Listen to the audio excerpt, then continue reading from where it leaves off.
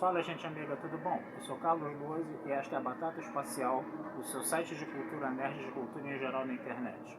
E hoje vamos continuar a falar dos filmes, que estão rolando aí nos cinemas do Rio de Janeiro e provavelmente do país inteiro. Eu quero trazer hoje para vocês um filme chamado Corsage, tá? Que é um filme sobre a Imperatriz Elizabeth da Áustria, ali que viveu ali mais ou menos na metade, na primeira e segunda metade ali do século XIX, mais ou menos, tá? Naquela época ali. O filme aborda a época exatamente de 1877, 1878, né? Quando essa imperatriz ela já estava com seus 40 anos, né? E aí é interessante a gente perceber isso, né? Porque ela sempre foi uma mulher muito jovial, uma mulher muito bonita. E quando ela chegou aos seus 40 anos, né, pela mentalidade da época, ela já era considerada uma pessoa velha, né, idosa no caso, né? E ela queria manter, né, perante o público, né, o público, os seus súditos, né, essa jovialidade dela. E isso era caracterizado pelo fato do que? Dela estar sempre apertando ali o espartilho dela cada vez mais, tá? Para mostrar que não estava engordando, ela tinha que fazer uma dieta para estar sempre emagrecendo, né? Ela está ali praticamente tendo que seguir as convenções de ser uma imperatriz, né? As convenções, vamos dizer assim, até de um antigo regime, né? De um estado absolutista, coisa e tal, que ela tinha que manter as aparências, tinha que seguir uma série de rituais e obrigações, né? Daquela época, né, como a mulher do imperador, né, no caso, né, mas ela era uma mulher muito à frente de seu tempo, né, e ela era uma mulher muito considerada com pensamentos muito modernos para a época, né. E aí é interessante a gente ver esse conflito, né, entre essa mulher à frente do seu tempo, né, e o seu tempo, né, que era um tempo altamente retrógrado e conservador, ainda mais na Áustria ali do século XIX, né, onde a gente está vendo justamente todas aquelas querelas do Império Austro-Húngaro, né, com Sarajevo, né, coisa e tal, né, com a Sérvia, né, no caso, né, e a gente se lembra, né, quem estudou história, né, quem se lembra das aulas de história, a gente se lembra que a Primeira Guerra Mundial começou justamente ao atentado do arquiduque Francisco da Áustria em Sarajevo, né, ele que era o herdeiro do trono do Império Austro-Húngaro em 1914, tá?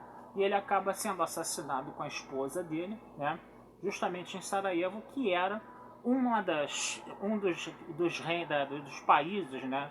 Das terras, né? Que era a Sérvia do Império Austro-Húngaro, que não concordavam, né? Em ser submissas ao Império Austro-Húngaro, né? Mas vamos voltar ao filme um pouquinho.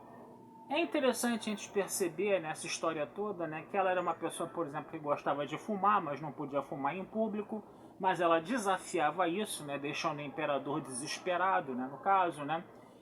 Mostra também um pouco da vida sexual dos dois, que também era regida, né, era fortemente controlado por essas convenções sociais. Ela, por exemplo, falava que já se sentia velha demais para ter um filho, então ela não gostaria de engravidar, então todos os, vamos dizer assim, rituais de acasalamento tinham que ser diferentes, né, do que as pessoas consideram mais convencional, né? E isso causava uma infelicidade muito grande no casal, né? O próprio imperador também, por suas obrigações, ele tinha uma vida completamente ocupada, muito atribulada, coisa e tal, né? O que afastava ainda mais esse casamento, né?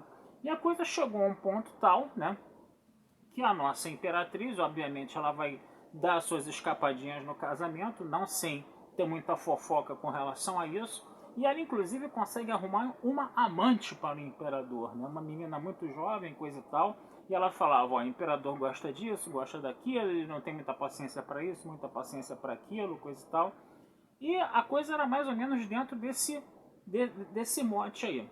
É muito interessante a gente também perceber, tá, que esse filme mostra muito da forma de se pensar da época, tá, e dos avanços da ciência do século XIX que já estavam ali, né, se desenvolvendo bastante. A gente sempre tem que lembrar que se teve uma época onde a ciência deu um grande salto, foi justamente no século XIX, mais até do que no século XX, né, porque antes você praticamente não tinha, né, toda uma cultura que valorizasse a ciência. Isso aconteceu mais no século XIX, então as conquistas científicas do século XIX elas são em muito maior quantidade e tamanho do que as conquistas científicas do século XX, por exemplo. Então a nossa Imperatriz, por exemplo, ela ficava ali horas e horas e horas posando para um cara que pintasse retratos dela, né?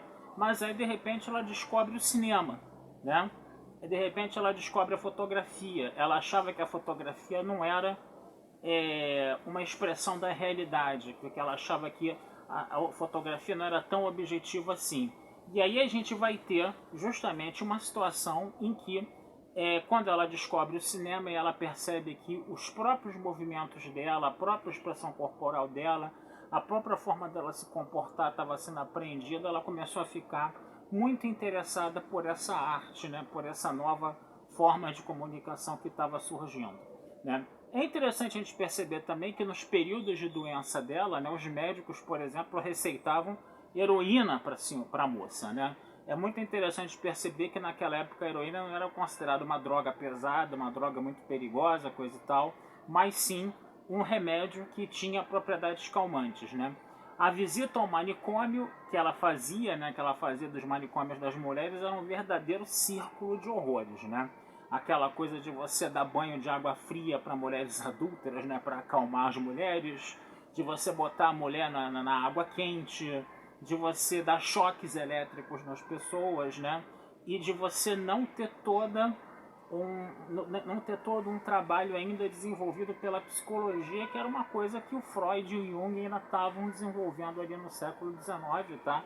E não era, vamos dizer assim, utilizado nas manicômios que eram para tratar problemas da mente das pessoas, problemas de loucura das pessoas. Eles tratavam isso muito mais como um problema, vamos dizer assim, somático, do que não como um problema psicossomático, né? Então você via coisas ali que eram consideradas verdadeiros absurdos, né? E a nossa imperatriz ali só observando tudo aquilo, né? O filme, infelizmente, ele vai ter um desfecho trágico, né? Eu não vou contar aqui para vocês, não vou dar esse spoiler para vocês, coisa e tal, né? Mas é muito perceptível, né, que a nossa imperatriz ali, ela não estava completamente sintonizada com o tempo dela, e ela inclusive tem problemas até com os filhos dela que cresceram, né, dentro daquela educação absolutista, dentro daquela educação onde você está formando reis ali que estão presos a rigorosas convenções e práticas sociais, né? E infelizmente, né, essa imperatriz, ela nasceu na época errada, a gente pode falar isso, tá? E ela não conseguiu se conciliar com o tempo que ela estava vivendo, né? Mas mesmo assim é um filme muito interessante, né, que a gente consegue perceber como era a forma de pensar ali da segunda metade do século XIX na Áustria, né? Como você ainda tinha vestígios muito grandes do antigo regime nessa sociedade europeia, apesar do século XIX ser a época das revoluções, né, coisa e tal, né? Mas é interessante você ver como havia muitas permanências, né, desse antigo regime nesse século XIX lá da Europa, mais especificamente a Áustria, né, que era um país excessivamente conservador na época, né? Excessivamente conservador, né? Mas que era uma época que ainda não tinha se liberado totalmente desse seu conservadorismo, né? Se a gente hoje em dia, em pleno século XXI, a gente ainda vê esse pensamento conservador andando muito por aí, né? Imagina no século XIX. Então eu recomendo a vocês, tá? Corsage, tá? Esse filme, tá? E vale muito a pena dar uma olhada, tá? Vou ficando por aqui, desejando vida longa e próspera a todos. Visitem meu site batataespacialtudojunto.com.br, que lá vocês têm mais análises de filmes, tá? E numa outra oportunidade a gente conversa sobre mais filmes que estão rolando aí nos cinemas, ou no YouTube, ou no streaming, e a gente vai batendo uns papos aí com vocês, tá certo? Abração, fui e até a próxima.